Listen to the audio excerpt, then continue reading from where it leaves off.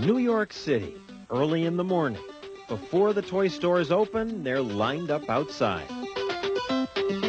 I'm in line, too, because the director of 2020 said, "Stossel, I hate to ask, but you've got to help me get my kid a copy of Super Mario Brothers 2. This man came all the way from Indiana to get one. He came 1,000 miles just for this game? Yes.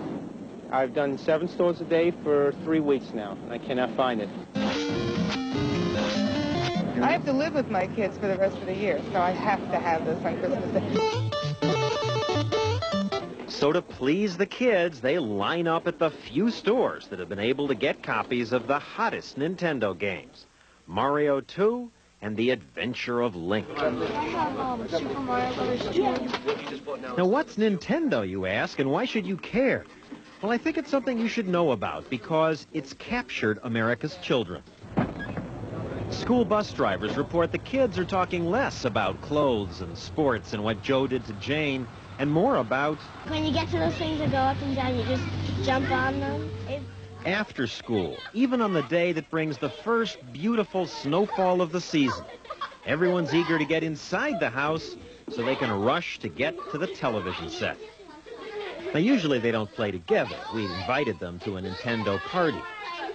They pop the cartridge into this deck, which attaches to any television set. These controls direct the characters. The better your eye-hand coordination, the better you do. Never has there been a toy that's been this successful. Bruce Apar is editor of a magazine that follows the industry. How big a hit is this? This is as big or bigger than anything the toy industry has ever seen. I'll give you one comparison. Barbie, which is an institution, does about $500 million a year. Nintendo does over 3 times as much. Now, why is it so successful? Well, the people in the industry say Nintendo simply has the best games. They come in 2 categories. Sports games such as tennis, hockey, football, boxing, all with good graphics and sound effects. Even more popular are the adventure games like Super Mario. They tend to have ludicrous plots. Mario is an Italian plumber who, under your control, enters the Mushroom Kingdom to fight off killer turtles and deadly ducks until he can rescue the Princess Toadstool. The kids love it. What's good about it? Birdo. He shoots the eggs out of his nose. And also there's this part where you can't go anywhere except for fall down a pit, but you pick up this thing and then this rocket appears out of nowhere and it flies to another board. It's weird. And it's a big improvement over the first video games like Atari's Pong and Space Invaders, because today's computer chips are better. They have more memory. There's much more involved in playing the game, much more excitement. There's better use of colors, better use of music. It's not just stick figures anymore. We have literally over 100 different characters, people, animals, wizards, spells. You see this spread out over different worlds. When I say different worlds, entirely different sets. If you think about the way a movie is produced, there are levels with caverns, and you break into underground oceans. There are secret holes that you go into.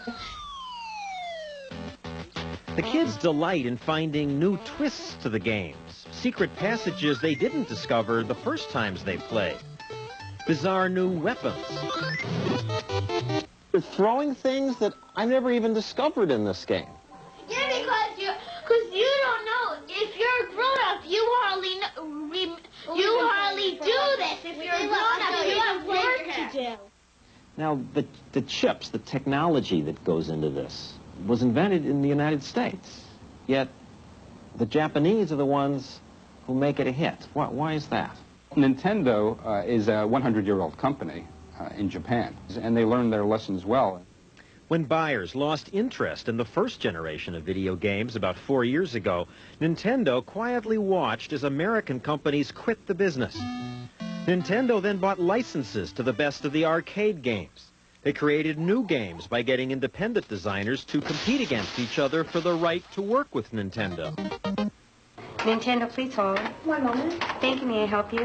And in Seattle, at the company's U.S. headquarters, they listened to the customers. 50,000 people call Nintendo's 800 number every week asking for help with the games. Phones are manned by games fanatics who often play other games while answering questions. What that is, when you're at that link, though, you're almost at that point. Okay, what you want to do is, like I said, jump on the guy with the carpet.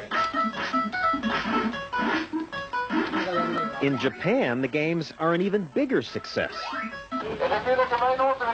These people are upset because even after waiting all night, they were unable to get their kids a new version of a game called Dragon Quest. In the U.S., it's mostly Mario that they want. The last Super Mario Brothers 2 was just sold. Well, they get upset. Well, they say, oh, can you take my name? Can you take my credit card, please? Can you do something? My kid wants it. His friend has it, and they're not friends anymore because he doesn't have it. All this makes me wonder, is the shortage real, or are they holding back supplies to increase the mystique? Coleco denies it, but industry insiders say that's exactly what happened with their Cabbage Patch doll a few years ago. The company shipped fewer dolls to increase the excitement. Today, some people in the toy business suspect Nintendo's holding games back. And while videotaping in Japan, we did see plenty of the hard-to-get cartridges. The company denies that it's holding back. Believe me, creating a shortage of this kind was nobody's design, and it's just one of those combinations of demand that far exceeded our most optimistic projections and an inability on the chip supplier to fulfill it. Now you really messed up. All this brings us to a final question. Should parents buy these games at all? The National Coalition Against Television Violence thinks they shouldn't because they say they're bad for kids. Like, I like how you shoot the people with boomerangs and bombs. I just like jumping on things and killing them and shooting things. The coalition says this will make some kids act violently. Well, I don't know about that, but there's another problem. Watching the kids play, seeing the intensity of their interest, the word obsession comes to mind. I bet I'm much better than him at Zelda. How many hours you play a day? Around 1 or 2. 2 hours a night. When you should be doing your homework? Yeah. She doesn't like This it. girl's mother doesn't like the game. Because she thinks that you're going brain dead while you're watching it. Maybe you will be brain dead from staring at this thing all the time. No. And while we were talking, Mom was watching all this warily. Gets their mind off school when they first come home from school, but then it gets their mind totally off school. So we had to take it away for a while because homework wasn't getting done, bedtime got pushed aside. What do you mean take it away for a while? I disassembled it and put it in the back of a closet for a while. But now you're letting them play again. Not as much.